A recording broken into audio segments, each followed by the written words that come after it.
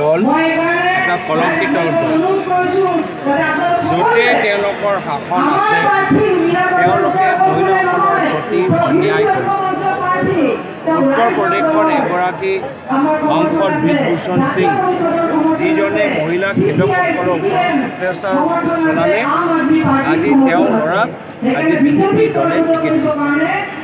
আজি কৰ্ণাটকত যি প্ৰজ্বল ৰেভান্না, যিজনে মহিলাৰ ওপৰত নিৰ্যাতনৰ অভদ্ৰ ব্যৱহাৰ, অমানৱীয় কামবোৰ কৰিছে, তেখেতৰ হয় প্ৰধানমন্ত্ৰী নৰেন্দ্ৰ মোদী ডাঙৰীয়া প্ৰচাৰ চলাবলৈ।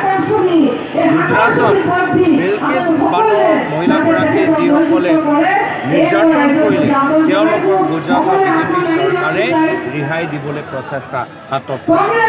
অসমৰ ভিতৰত গুৱাহাটী এগৰাকী মহিলাৰ ওপৰত মন্ত্ৰী পীযুষ হাজৰিকাই সেইকাৰণে আজি অনুৰোধ জনাইছোঁ যে অসমৰ মহিলাসকল, পুৰুষসকল নিজৰ বেটী বাস্তৱভাৱে বচাবলৈ হ'লে বিজেপিক উঠাব লাগিব। বিজেপি হটাও, বেটী বচাও। স্যার, বদৰুদ্দিন ৰাজমলে কৈছে ৩ গগৈক লৈ ৰখিবলৈ প্ৰচাৰ চলাইছে, তাবিজ লৈছে ৩ তাবিজ। ৰাইজে ইতিমধ্যে সিদ্ধান্ত ল'লেই যে ধুবুৰী লোকসভা সমষ্টিত কংগ্ৰেছ দল জিকিব, কৰিমগঞ্জত কংগ্ৰেছ দল জিকিব। এতিয়া ধুবুৰী আৰু কৰিমগঞ্জত আমাৰ জিকাটো নিশ্চিত। এতিয়া আৰু নিশ্চয় এনেধৰণৰ যুক্তিহীন কথা মৌলানা আজমল চাহাবৰ পৰা অহাটো স্বাভাৱিক। অসমত বিজেপিয়ে ধৰ্ম নিৰপেক্ষ বুলি দাবী কৰিছে বৰ্তমান, আৰু কংগ্ৰেছে ৰাইজৰ বিবেকৰ ওপৰত ভৰসা যে তেওঁলোকে পাহৰি যোৱা নাই যে বৰ্তমানৰ বিজেপি চৰকাৰে বিভিন্ন সমাজৰ ওপৰত কেনেদৰে অত্যাচাৰ আৰু কিমানবোৰ যে অপমানজনক কথাবোৰ কৈছে, কোনোৱে পাহৰি যোৱা নাই। এই নিৰ্বাচনৰ 1-2 দিন আগত তেওঁলোকে বিজেপি দলে সুৰ সলাইছে, আকৌ নিৰ্বাচনৰ পিছত একে কথাবোৰ, অপমানজনক কথাবোৰ কৈ থাকিব। কিন্তু ৰাইজে এবাৰ সজাগ হৈছে, ৰাইজ নগাঁৱত কি হ'ব? চাৰিওফালে ভাল হ'ব, এটা এটাকে নুসুধিব আৰু চাৰিওফালে ভাল হ'ব। ঠিক আছে।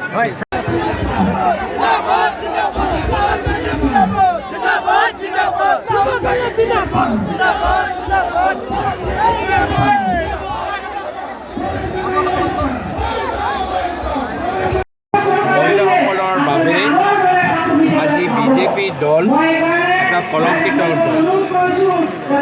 য'তে তেওঁলোকৰ শাসন আছে তেওঁলোকে মহিলাসকলৰ প্ৰতি অন্যায় কৰিছে।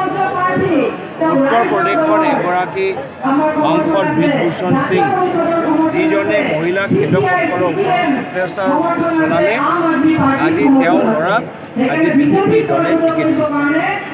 আজি কৰ্ণাটকত যি প্ৰজ্বল ৰেভান্না, যিজনে মহিলাৰ ওপৰত নিৰ্যাতনৰ অভদ্ৰ ব্যৱহাৰ, অমানৱীয় কামবোৰ কৰিছে, তেখেতৰ হয় প্ৰধানমন্ত্ৰী নৰেন্দ্ৰ মোদী ডাঙৰীয়া প্ৰচাৰ চলাবলৈ। গুজৰাটত বিলকিছ বানৰ মহিলাগৰাকীয়ে যিসকলে নিৰ্যাতন কৰিলে, তেওঁলোকৰ গুজৰাটৰ বিজেপি চৰকাৰে ৰেহাই দিবলৈ প্ৰচেষ্টা হাতত।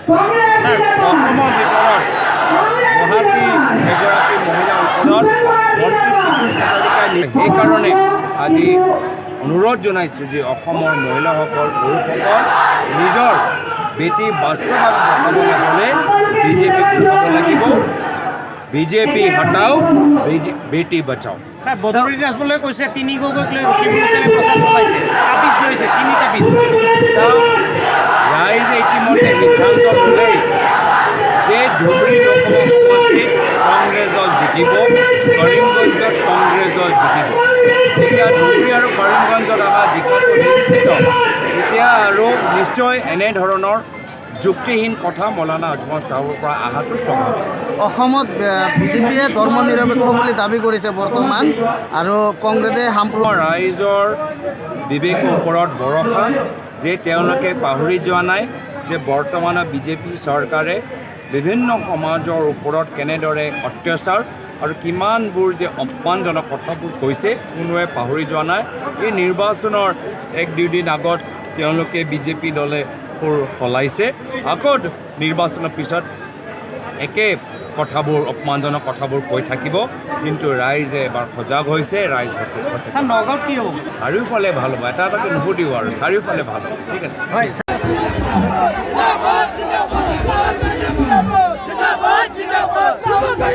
ধন্যবাদ।